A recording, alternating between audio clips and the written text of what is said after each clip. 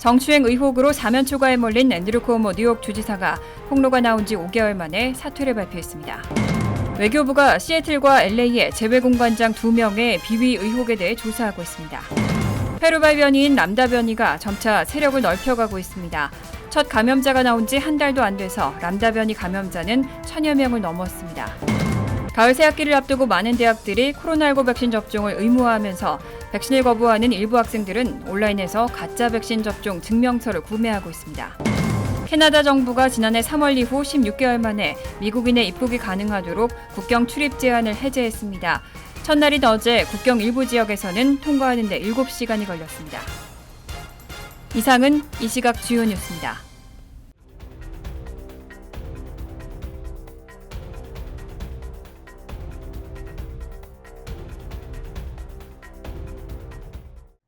시청자 여러분 안녕하십니까? KBN 뉴스입니다.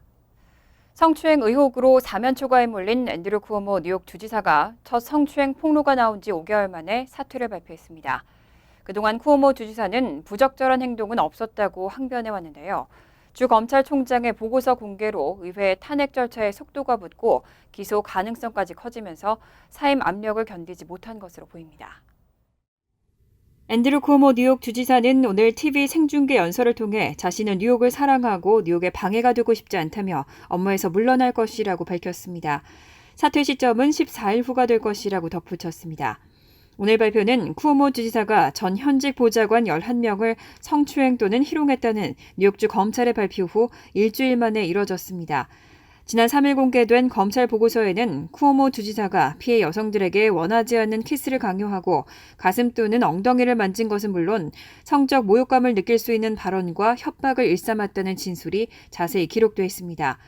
하지만 쿠오모 주지사는 성추행 사실이 없고 뉴욕주 검찰이 정치적 의도에 따라 조사를 진행했다는 기존 입장을 고수했습니다.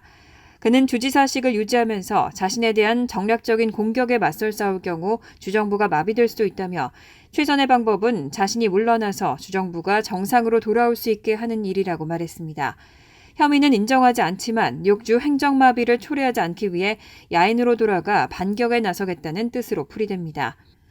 쿠오모 주지사가 사임 의사를 밝히면서 후임으로 캐시 호철 뉴욕주 부지사가 주지사직을 맡게 됩니다. 변호사 출신인 호철은 2011년 5월 뉴욕주 하원 의원으로 선출되면서 정계에 입문해 2014년 쿠오모 주지사의 재선을 도우면서 2015년부터 뉴욕주 부지사를 역임했습니다. 그가 주지사직을 승계하면 뉴욕주 첫 여성 주지사가 됩니다. 외교부가 시애틀과 LA의 재외공관장 2명의 비위 의혹에 대해 조사하고 있습니다. 시애틀 총영사는 직원의 성희롱 발언을 한 의혹을 받고 있고 LA 총영사는 부적절하게 비자 발급을 강요하고 고액의 선물을 받았다는 의혹 등이 제기됐습니다. 10일 외교 소식통에 따르면 지난해 12월 부임한 권원직 주 시애틀 총영사가 직원에 대한 부적절한 발언으로 외교부 본부 조사를 받고 있는 것으로 나타났습니다. 권 총영사는 부임한 지 반년 만인 지난 6월부터 총영사관으로 출근하지 않고 총영사 관저에서 근무 중입니다. 권 형사가 공개석상에 나타나지 않으면서 직무 정지를 당했다는 이야기가 돌았지만 조사가 진행되는 동안 재택근무를 하는 것으로 확인됐습니다. 외교부는 부적절한 발언의 성격에 관해 확인하지 않고 있지만 올해부터 개정된 성희롱, 성폭력 예방 및 처리 지침에 따르면 재외공간에서 관련 사건을 접수하면 피해자 의사에 따라 가해자와 피해자를 물리적으로 분리해야 합니다. 권 총영사는 현재 외교부 본부의 징계위원회 개최를 기다리는 상태로 결과에 따라 총영사직에서 물러날 수도 있을 것으로 관측됩니다. 한편 외교부는 박경재 주 로스앤젤레스 총영사에 대한 투서도 접수해 진위를 파악 중인 것으로 알려졌습니다. 외교부는 조사 내용을 공개하지 않고 있지만 한 매체는 박 총영사가 비자 신청 서류가 미비한 경우에도 담당자에게 비자 발급을 강요하고 직원에게 막말한 의혹을 받고 있다고 보도했습니다. 또 외부 인사로부터 고급 와인 등 청탁금지법상의 한도를 넘어서는 금액대의 선물을 받았다는 의혹도 제기됐습니다.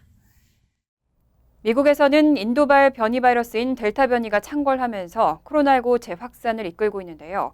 이 가운데 페루발 변이인 람다 변이도 점차 세력을 넓혀가고 있습니다. 첫 감염자가 나온 지 한 달도 안 돼서 람다 변이 감염자는 1000여 명을 넘었습니다. 세계보건기구 국제인플루엔자 정보공유기구에 따르면 7월 텍사스주의 휴스턴 감리병원에서는 람다 변이에 감염된 첫 환자가 보고된 이후 미국에서는 지금까지 총 1,080명의 람다 변이 감염자가 집계됐습니다. 유전자 시퀀싱 분석을 한 결과로 채 한 달도 안 돼 감염자가 1,000명을 넘긴 겁니다. 람다 변이는 지난해 12월 페루에서 처음 발견된 변이로 세계보건기구는 이를 관심 변이로 지정했습니다. 현재 미국의 람다 변이 감염자는 신규 확진자의 83% 이상을 차지하며 가파르게 번지고 있는 델타 변이 감염자 수에는 크게 못 미칩니다. 하지만 전염병 전문가들은 람다 변이에 주목하고 있습니다. 미시간 대학 전염병학부 최고 의료 책임자 프리티 말라니 박사는 아직 확실하지 않지만 람다 변이가 원형 신종 코로나 바이러스보다는 전염성이 더 강하고 현재 나와 있는 백신도 보호 효과를 제공하는 것으로 보인다고 밝혔습니다. 다만 뉴욕대 그로스먼 의학대학원은 7월 수행한 연구실 실험에서 얀센의 코로나19 백신을 1회만 맞은 사람은 부스터샷을 맞을 경우 람다 변이를 포함한 변이로부터 더 잘 보호되는 것으로 나타났다고 밝혔습니다. 최근 백신 접종자들 사이에서 돌파 감염 사례가 잇따르면서 부스터샷의 필요성이 꾸준히 나오고 있죠. 질병통제예방센터 자문기구인 예방접종자문위원회는 이번 주 13일 추가 접종 필요성에 대해 논의할 예정입니다. CDC가 어제 공지한 일정에 따르면 코로나19 부스터샷을 위한 회의는 오늘 13일 오전 11시로 예정돼 있습니다. CDC 예방접종 자문위원회는 회의에서 면역력 취약층 등에 대한 추가 접종 필요성에 대해 의견을 나눌 예정입니다. CNN은 정부 당국자를 이용해 앞으로의 정책은 백신을 맞은 모든 사람들에게 적용될 것이라며 특히 면역 체계가 손상돼 감염 위험이 더 높은 사람들에 대한 결정이 더 빨리 내려질 것으로 예상된다고 전했습니다. 미국에서 부스터샷에 대한 논의는 화이자가 식품의약국에 부스터샷 사용 승인을 신청하겠다고 밝힌 이후 본격화됐습니다. 당초 유보적인 입장을 보였던 보건당국도 점차 부스터샷이 필요하다는 쪽으로 입장을 선회했습니다. 백악관 수석 의료고문인 앤서니 파우치 국립알레르기 전염병 연구소 소장은 지난 8일 NBC 인터뷰에서 면역 체계가 손상된 사람들은 강한 면역 반응을 보이지 않고 백신의 보호 효과도 시간이 지날수록 다소 약화하는 것으로 나타났다며 부스터샷이 필요할 가능성이 높다고 의견을 밝혔습니다. 그러면서 부스터샷 접종이 시작될 경우 고령층과 면역력 취약층이 우선 대상이 될 것이라고 덧붙였습니다. 델타 바이러스에 대한 예방 효과는 모더나 백신이 화이자 백신보다 뛰어나다는 연구 결과가 나왔습니다. 모더나의 예방 효과는 76%, 화이자는 42%로 조사됐습니다. 지난 6일 메이오 클리닉 헬스 시스템에서 5만 명 이상의 환자를 대상으로 연구한 결과 델타 변이 발생 이후 지난달 모더나 백신의 예방 효과가 76%로 화이자 42%보다 높게 나타났다고 발표했습니다. 의학 논문 사전 공개 사이트 매드 아카이브에 게재된 결과에 따르면 델타 변이가 확산되던 2021년 초기와 지난달을 비교했을 때 화이자의 예방 효과는 더 크게 감소했습니다. 모더나의 예방 효과가 86%에서 76%로 하락한 반면 화이자는 76%에서 42%로 떨어졌습니다. 메이오 클리닉에서 연구를 진행한 데이터 분석 업체 엔퍼런스의 벤키 순다라라잔 박사는 올해 초 화이자와 모더나 중 어떤 백신을 접종했든지 모더나 부스터샷을 접종하는 게 곧 필요할지도 모른다고 말했습니다.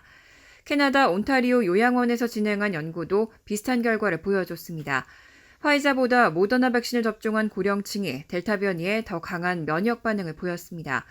화이자 측은 앞선 두 결과에 대해 코로나 바이러스에 대한 최고 수준의 보호를 유지하려면 접종 완료 후 6개월에서 12개월 뒤 부스터샷이 필요할 수 있다고 말했습니다. 다만 연구 결과는 아직 동료 검증을 받지 않은 상태입니다. 코로나19 백신 접종자 가운데 99.99%는 돌파 감염이 되더라도 입원이나 사망에 이르지 않았다는 조사 결과가 나왔습니다. 돌파 감염 사례 가운데 입원하거나 사망한 사람들은 2만 명 가운데 1명꼴에 불과했습니다. 어제 CNN 방송은 질병통제예방센터의 데이터를 분석한 결과 백신 접종자의 99.99% 이상은 입원이나 사망으로 이어지지 않았다고 보도했습니다.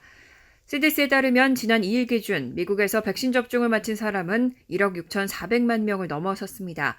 백신 접종을 마친 사람들 가운데 숨진 사람은 1,507명으로 0.001% 미만이었고 입원한 사람도 7,101명으로 0.005%에 못 미쳤습니다. 백신 접종 완료자 중 코로나19에 감염돼 입원 또는 사망한 사람이 2만 명 중 1명꼴에 불과하다는 의미입니다. CDC는 지난 7월 26일 이런 백신 접종 완료자의 입원 및 사망 데이터를 발표했습니다. 하지만 데이터 발표 직전 일주일 동안 862명이 새로 입원하고 244명이 추가로 사망한 것으로 나타났습니다. 다만 전체 돌파 감염 집계가 언제부터 이루어진 것인지는 밝히지 않았습니다. 돌파 감염이 발생한 전체 사례 가운데 거의 4분의 3인 74%가 65세 이상 노인층이었습니다. CDC는 또 1,507명의 돌파 감염 사망자 중 약 20%는 코로나19가 아닌 다른 질병으로 사망했다고 밝혔습니다. 가을 새학기를 앞두고 많은 대학들이 코로나19 백신 접종을 의무화하고 있는데요. 백신을 거부하는 일부 학생들은 온라인에서 가짜 백신 접종 증명서를 구매하고 있습니다. 어제 AP통신은 인스타그램 등 사회관계망 서비스상에서 허위 백신 카드가 개당 25달러에서 최대 200달러에 판매되고 있다고 보도했습니다. 주요 구매 계층 중 하나는 개인적 종교적 이유로 백신 접종을 거부하고 있는 학생들입니다. 가짜 백신 카드를 구매하고 싶다는 의사를 밝힌 한 사용자는 대학 때문에 필요하다며 자신은 실험용 기니피그가 되고 싶지 않다고 말했습니다. 미국 대학들은 인도발 델타 변이를 중심으로 코로나19가 확산하자 새학기 대면 수업을 희망하는 학생들에게 코로나19 백신 접종 사실을 증명하도록 하고 있습니다. 미국 고등교육 매체에 따르면 최소 675개 대학이 코로나19 백신 접종 사실 증명을 요구했습니다. 하지만 학생 스스로 백신 카드를 촬영한 사진을 온라인에 올리도록 하는 등 확인 절차가 간단해 사실상 실효성이 없다는 지적도 나옵니다. 벤자민 메이슨 마이어 노스캐롤라이나대 국제보건정책 교수는 대다수 국가가 전자백신 증명서를 도입한 반면 미국 백신 카드는 허술한 종이 형태라고 지적했습니다. 한편 미국에서 정부기관 직인을 도용하거나 위조하면 최대 징역 5년형을 받을 수 있습니다. 캐나다 정부가 지난해 3월 국경에서 입국을 제한한 이후 16개월 만에 미국인들의 입국 제한을 해제했습니다. 첫날인 어제 미국인 관광객들이 몰려들면서 국경 일부 지역에서는 통과하는 데 7시간이 걸렸습니다. 지난해 3월부터 캐나다 정부는 육지 국경에서의 비필수 목적 여행에 대한 제한을 이어왔지만 어제부터 코로나19 백신 접종을 완전히 마친 미국인들은 입국할 수 있도록 허용했습니다. 이에 따라 로이터 통신의 어제 보도에 따르면 미네소타주 인터내셔널 폴스와 온타리오주 포트 트랜서 사이의 국경은 이날 건너는데 총 7시간이 걸렸습니다. 뉴욕주와 메인주 사이에 있는 온타리오주와 뉴 브런즈윅주는 여러 건널목에서 3시간을 기다려야만 했습니다. 캐나다 정부는 국경을 다시 개방하면서 관광산업이 다시 활기를 찾기를 기대하고 있습니다. 캐나다 관광산업협회에 따르면 코로나19 팬데믹 이전까지 관광산업은 캐나다에서 5번째로 큰 산업으로 국내 총생산에 834억 달러를 기여했고 10명 중 1명의 일자리를 제공했습니다. 캐나다 정부는 오는 9월 초부터는 백신 접종을 완전히 마친 해외 여행객의 입국을 허용할 방침입니다. 오늘 상원이 바이든 대통령의 1조 달러 규모 인프라 투자 법안을 통과시켰습니다. 이제 법안은 하원으로 넘어가게 됐습니다. 유튜브 생중계 등에 따르면 오늘 상원은 찬성 69표 대 반대 30표로 1조 달러 규모 초당적 인프라 투자 법안을 통과시켰습니다. 공화당에서 총 19명이 법안 통과를 위해 민주당 측에 가세했습니다. 백악관과 의회 초당적 상원의원 그룹이 합심해 마련한 이번 인프라 투자 법안은 5,500억 달러 규모의 신규 연방 예산 지출이 핵심입니다. 민주당과 공화당의 공통관심사인 도로와 교량, 광통신 인터넷, 전력망 등 분야 지출을 포함합니다. 법안 통과를 추진해온 척 슈머 민주당 상원 원내대표는 미국에 많은 도움이 되는 일이라고 평가했습니다. 의회 전문 매체 더힐은 상원에서의 초당적 법안 통과는 바이든 대통령과 법안을 이끈 중도파에 승리를 안겨준다고 평가했습니다. 상원 문턱을 넘은 법안은 이제 낸시 펠로시 하원의장이 이끄는 하원으로 넘어갑니다. 펠로시 의장은 이번 법안과 3조 5천억 달러 규모의 추가 인프라 예산안을 함께 처리한다는 방침을 밝혔습니다. 연방준비제도에서 양적 완화 정책을 예상보다 빨리 걷어들여야 한다는 목소리가 잇따라 나왔습니다. 8월과 9월 고용지표가 잘 나오면 예정보다 빨리 통화 정책을 변경할 수 있다는 전망이 나옵니다. 어제 래피얼 보스틱 애틀랜타 연방준비은행 총재는 8월에서 9월 고용지표가 잘 나올 경우 연준이 조속한 자산 매입 축소에 나설 것을 촉구했습니다. 보스틱 총재는 이날 한 웨비나 행사 후 지난달 94만 3천 개의 일자리가 늘어났다는 최근 노동부의 발표를 언급하면서 이런 증가세가 한두 달 더 지속될 수 있다면 우리의 목표를 향한 상당한 진전을 달성하는 것이라고 생각한다며 이 경우 새로운 정책에 대해 생각해봐야 할 것이라고 말했습니다. 연준은 장기 평균 2%의 물가 상승률과 최대 고용이라는 두 가지 목표치를 달성해 상당한 추가 진전을 달성해야 초완화적 통화 정책을 수정할 수 있다는 입장입니다. 그런데 최근 높은 물가로 인플레이션 우려가 나오는 상황에서 고용지표가 현 추세 이상의 회복세를 보인다면 통화정책 변경을 위한 전제 조건을 만족하는 것으로 볼 수 있다는 것이 보스틱 총재의 견해입니다. 또 테이퍼링 시작과 관련해 개인적으로 10월에서 12월 기간을 생각하고 있지만 고용지표가 7월과 비슷하거나 더 잘 나온다면 앞서 나가는 방안에 대해서도 받아들일 수 있다고 말했습니다. 올해 연방공개시장위원회에서 투표권을 가진 보스틱 총재는 내년 말 금리 인상을 시작해야 한다고 주장해 연준 내 매파로 꼽힙니다. 하지만 제롬 파월 의장과 레이얼 브레이너드 이사 등 연준 최고위층 인사들은 여전히 통화 완화 유지를 선호하고 있습니다. 간추린 소식입니다.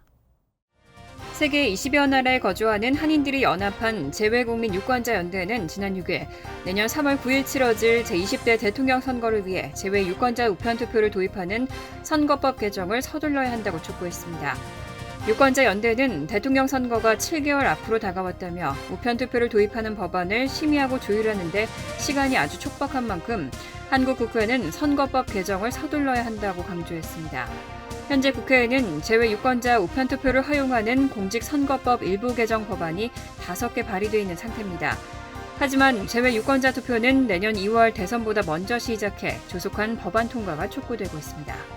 질병통제예방센터가 여행 매우 위험 국가에 프랑스와 아이슬란드, 이스라엘 등 7개국을 추가했습니다. CDC는 지난 28일간 인구 10만 명당 코로나19 감염자가 500명 이상 발생할 경우 매우 위험 수준으로 지정하고 있습니다. 이미 지난주에도 그리스와 아일랜드 등 16개 국가를 매우 위험 지역으로 구분한 바 있습니다. CDC는 백신 접종을 완료했더라도 코로나19 변이에 감염되거나 전파할 위험성이 증가한다며 해외 여행을 자제할 것을 권장했습니다. 이민서비스국은 어제 영주권 신청자들은 앞으로 영주권 신청서를 접수할 때 소셜 번호를 신청하거나 체류 신분이 수정된 카드를 함께 신청할 수 있다고 발표했습니다. 이민서비스국은 이를 위해 영주권 신청서에 신규 소셜번호 카드를 신청하거나 수정카드 발급을 요청하는 항목을 추가했습니다. 그동안 영주권 신청자는 연방사회보장국 사무실에 방문해 소셜번호를 신청하거나 체류 신분이 수정된 카드를 요청해 발급받았습니다. 하지만 새 시스템에 따라 영주권 신청서에 소셜번호 신청 항목에 표시하면 자동으로 발급받을 수 있게 됩니다. 연방법원 뉴저지 지법이 해켄색 종합병원과 잉그루드 병원의 합병에 대해 예비 금지 명령을 내렸습니다. 법원은 판결에서 병원 간의 경쟁이 사라지면 환자들의 비용 부담이 늘어나고 의료의 질이 떨어질 수 있다는 연방거래위원회의 입장에 무게를 실었습니다. 이에 대해 해켄색 병원과 잉그루드 병원은 매우 실망했습니다. 합병은 뉴저지 주정부의 승인을 이미 받았고 더 높은 의료 서비스와 지역사회에 대한 투자를 가능하게 할 것이라며 법원 결정에 대한 대응 방안을 논의할 것이라고 밝혔습니다. 환율과 증권 소식입니다.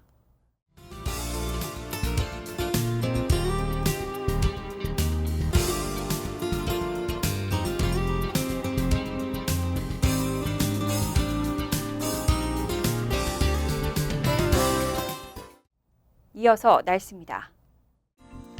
수요일은 대체로 화창하겠지만 때때로 30% 정도로 천둥 번개를 동반한 소나기 오는 곳이 있겠습니다. 낮 최고 기온은 90도, 섭씨 32도, 밤 최저 기온은 78도, 섭씨 26도로 예상됩니다. 목요일은 화창하고 더운 날씨가 되겠습니다. 금요일도 화창하겠고 밤에는 40% 정도로 소나기 내릴 가능성이 있습니다. 이상으로 KBN 뉴스를 마칩니다. KBN과 함께 즐거운 저녁 되시기 바랍니다. 미 동부 최대 한인방송 KBN이 제작하는 KBN 뉴스는 웹사이트 mykbn.com 그리고 유튜브와 페이스북에서 다시 보실 수 있습니다. 좋아요, 구독, 알림 설정은 뉴스 제작에 큰 도움이 됩니다.